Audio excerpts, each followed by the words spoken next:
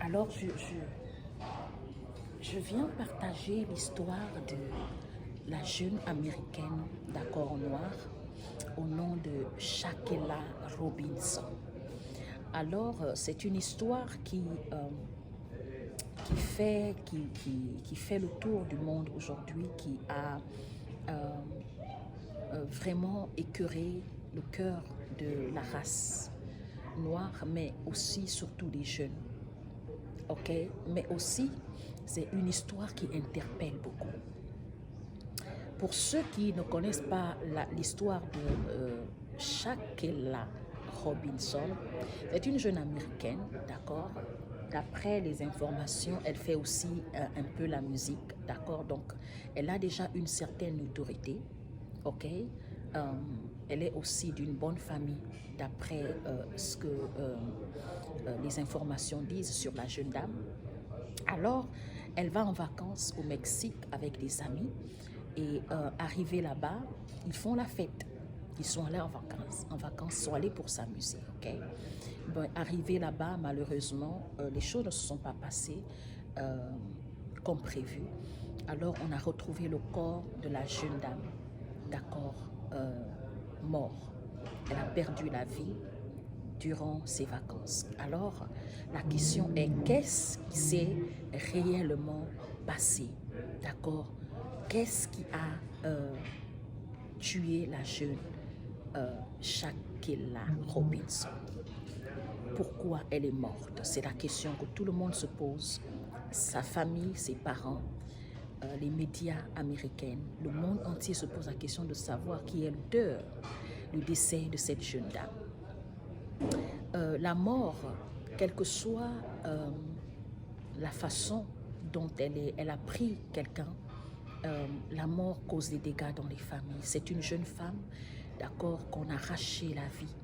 C'est une maman qui pleure son enfant. C'est une maman qui a le cœur meurtri. C'est une maman dont on a arrêté arrêté le souffle de vie, même si elle respire, mais on a arraché la vie. C'est une jeune dame dont on a interrompu les rêves. C'est une jeune dame qu'on a empêché de vivre, de se réaliser, de s'accomplir. On a arrêté l'existence d'un être humain qui est un être cher pour sa famille. On ne peut pas, d'accord, il est impossible d'accepter ce genre de situation pour aucune maman sur la terre. C'est difficile qu'une mère enterre son enfant et sans connaître les raisons, d'accord, de la mort de son enfant. C'est douloureux, c'est tellement douloureux. Alors, on a vu des vidéos qui sont passées, d'accord, un peu sur la toile, où elle s'est battue avec sa copine, l'une des filles avec qui elle est partie en vacances. D'accord, mais selon les informations que j'ai reçues, l'histoire dit que dans le fond, ils étaient dans un état second. Alors, vous savez, les jeunes aujourd'hui, ils aiment l'alcool, ils aiment le tabac, la cigarette. D'accord, ils sont dans ce qu'on appelle le mbanga. Ok, ils tirent un peu les mégots à gauche, à droite. Ils sont en vacances, elles sont en train de s'amuser. Et dedans, elles ont loué une villa. Mais c'était un endroit où il y avait beaucoup de vacanciers, il y avait des hommes. Et il y avait un homme qui était attiré par deux copines. Ok? Et malheureusement, les deux copines, elles se sont mises en conflit. Et en dehors de ça, ce que moi j'ai compris aussi, quand les femmes se mettent en groupe, il y a toujours un problème de jalousie. Malheureusement, c'est un gros problème que les femmes, on transporte de façon inconsciente comme consciente. Les femmes se jalousent pour tout et pour rien. Les femmes se détestent pour tout et pour rien. Les femmes se disputent pour tout et pour rien. Les femmes s'en veulent pour tout et pour rien.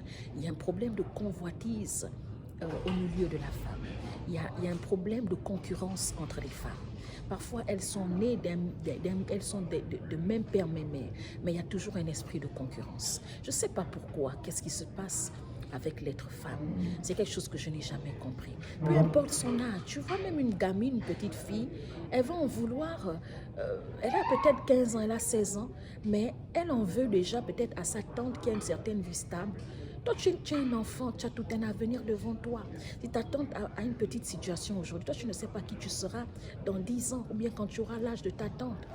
D'accord? Si ta tante aujourd'hui, elle vit dans une certaine région, toi tu es dans une autre région, tu ne sais pas là où tu vas être un jour parce que ta tante, elle n'était pas là, elle n'est pas née dans cet environnement. Et moi, j'ai compris une chose que si Dieu m'a béni aujourd'hui, c'est que Dieu va te bénir demain. Ou bien si Dieu t'a béni aujourd'hui, c'est que Dieu va te bénir demain. Vous comprenez? Si dans cette société, les humains, on comprend la vie comme ça, on va mieux se jalouser, on va mieux s'en vouloir, on va pas se détester, on va pas s'en vouloir, on va diminuer l'effet de la jalousie, la comparaison, l'esprit de rivalité. Il y a trop un esprit de rivalité entre les femmes. C'est un truc que j'ai jamais compris, la famille. Je vous dis en toute sincérité, je pense qu'il y avait un problème de jalousie, de rivalité, d'accord? Parfois, c'est pour des choses qui n'ont pas de sens. Non, moi, j'ai un plus beau corps. Moi, je suis plus belle. Mais c'est Dieu qui nous a tous créés. Dieu nous a créés de façon différente pour une raison.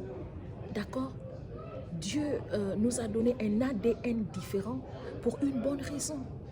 Dieu nous a donné des identités différentes pour une bonne raison.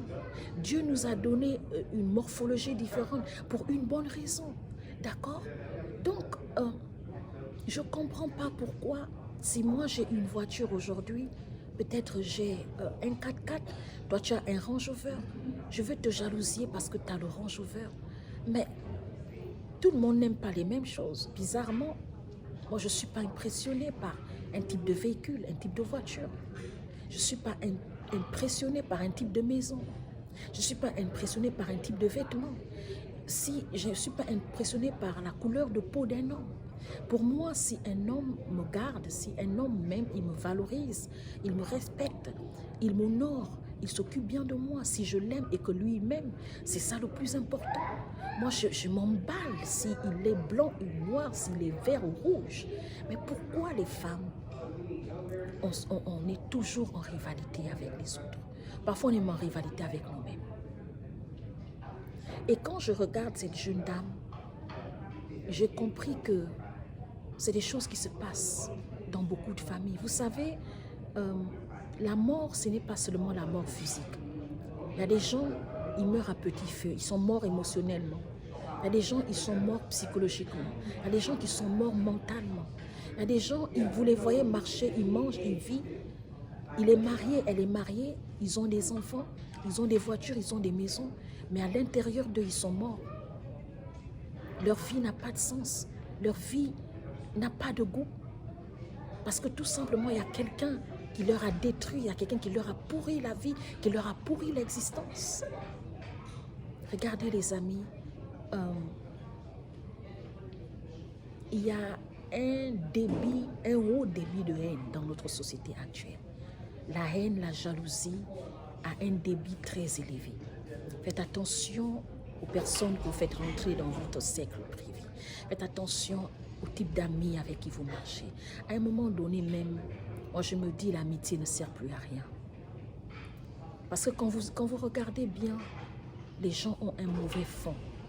Les gens ont une fausse apparence. Vous voyez des gens, ils sourient, ils mangent, vous travaillez ensemble, vous racontez, vous papotez, vous voyagez, vous faites des entreprises ensemble, vous faites des projets ensemble, mais le fond, les gens sont mauvais. Beaucoup de gens ont un mauvais fond, les amis. Beaucoup de gens, malheureusement, ont un mauvais fond. Donc, franchement, je pense comme la jeune Rosny a chanté, notre meilleur ami, c'est Dieu. Fais de Dieu ton meilleur ami, monsieur, madame. Fais de Dieu ton meilleur ami. Dieu est notre meilleur ami. Oui, on reste humain et on a besoin de l'autre. On a besoin d'un plus petit que ce soit. Mais j'ai appris quelque chose, c'est que il faut sélectionner les gens que tu fais rentrer dans ton cercle et dans ta vie. Il faut sélectionner les gens à qui tu racontes ta vie.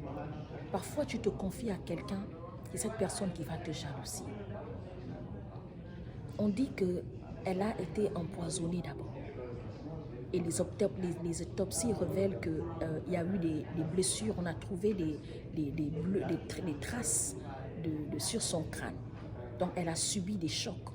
Ça, ce n'est pas la bagarre là la petite bagarre qu'on voit dans la vidéo là, qui a tué la fille là. Il y a eu autre chose. Il y a eu autre chose.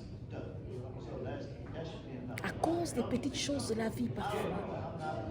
Ce qui divise les gens aujourd'hui, c'est parfois des petites choses simples. Ce qui déchire les familles aujourd'hui, c'est parfois des petites choses. Regardez les amis, on va laisser tout ça un jour. Rien n'est éternel sur la terre. Les voitures pour lesquelles on se jalouse, on va laisser les voitures un jour. Les maris, les hommes pour lesquels on se déchire sur la terre, on s'entretue, on va laisser ça un jour. L'argent, les belles maisons, là, ça va rester. Il y a des gens qui ont eu des belles maisons avant nous, les amis. Il y a des gens, ils ont laissé les belles maisons. Il y a des gens qui ont bravé de l'argent avant nous. Il y a des gens qui ont été dans des grands pays avant nous. Il y a des gens qui ont roulé en jet privé avant nous. Il y a des gens qui ont roulé en Range Rover, en Hummer avant nous, les amis. Tout ça, c'est éphémère. Vanité, tout est vanité sur la terre. Et moi, parfois, ce qui m'écoeure, c'est que les gens citent le nom de Dieu dans la bouche. Mais quand tu regardes le fond des gens sont faux, les gens sont méchants, les gens, c'est la jalousie, c'est la concurrence, c'est l'esprit de rivalité, c'est l'esprit de, comment on appelle ça, comment on appelle, c'est la convoitise. Non, bats-toi pour obtenir ce que tu veux, bats-toi pour travailler, pour avoir ton argent, bats-toi pour, je ne sais pas, peu importe ce que tu veux obtenir dans la vie, bats-toi pour obtenir ça. Et si la vie t'offre pas ça, enjoy ta vie avec ce que Dieu t'a donné. Et moi, c'est comme ça que j'ai compris la vie aujourd'hui, les amis. J'essaie de vivre, d'accord? J'essaie d'enjoy ma vie avec ce que Dieu me donne. Si Dieu me donne 100 francs, je me réjouis avec les 100 francs. Si Dieu me donne 1000 francs, ou bien $1, $10, $15, $20, je me réjouis avec. Je trouve mon bonheur dans les petites choses. D'accord? Je trouve mon bonheur de vous parler, de communiquer avec vous. Je ne vous connais pas, vous êtes abonné à mes pages. Mais c'est un bonheur pour moi. D'accord? Je trouve le bonheur de donner des conseils aux gens que je ne connais pas, mais qui me font confiance, qui prennent, qui tirent des avantages dans le message que je peux communiquer. Je trouve mon bonheur, d'accord, en faisant le ménage. Je trouve mon bonheur en faisant du bien à quelqu'un. Je trouve mon bonheur quand quelqu'un me donne un sourire sans me connaître, quand quelqu'un me dit bonjour, hi, sans me connaître. Je trouve le bonheur, d'accord, quand je peux rendre quelqu'un belle, lui faire la coiffure, lui poser un tissage, lui faire les tresses. Je trouve mon bonheur si je peux aider un enfant, d'accord, à payer sa scolarité durant 1 mois. Je trouve mon bonheur dans des petites choses. La vie est tellement simple. Si on apprend à prendre la vie dans cette simplicité, il y aura moins de problèmes, moins de conflits. Parce que le tout, en fait, c'est de rechercher la paix, être en paix avec tout le monde. Et si vous n'êtes pas compatible, parce que malheureusement, vous pouvez être né de même père, même mère, mais vous n'êtes pas compatible et vous n'êtes pas amis. Vous pouvez être d'une même famille, mais il n'y a pas de compatibilité entre vous. Et la parole de Dieu dit, si deux personnes marchent ensemble, qu'ils ne s'accordent pas, qu'ils se séparent. Si ton bras gauche est un point d'achoppement pour toi, coupe-le. Donc sépare-toi. Ça veut dire que c'est bénéfique et pour toi et comme pour l'autre. Ça vous empêche tout simplement d'être toujours en conflit ou en rivalité ou en quoi que ce soit. D'accord? Vous restez une famille. Dieu vous a créé une famille. Vous n'enlèverez jamais le